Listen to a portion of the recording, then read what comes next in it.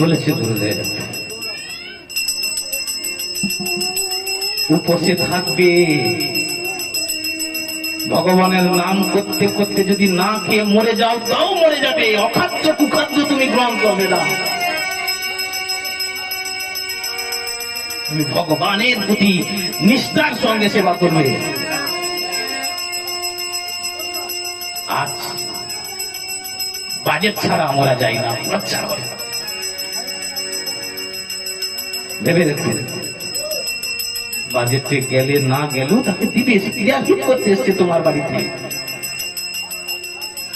সুদামা নিত্য না খেয়ে থাকতো, ভগবানের নাম দীপ্ত করত। আচার্য জীবনের শিক্ষা কি দিয়ে গেছেন আমাদের আচার্য গৌর কিশোর দাস বাবাজি, নাম শুনেছেন? রাধা কুণ্ডের বর্ষনার সব থেকে বড় বাবাজি মহারাজ, কোনদিন দীক্ষা করতেন না।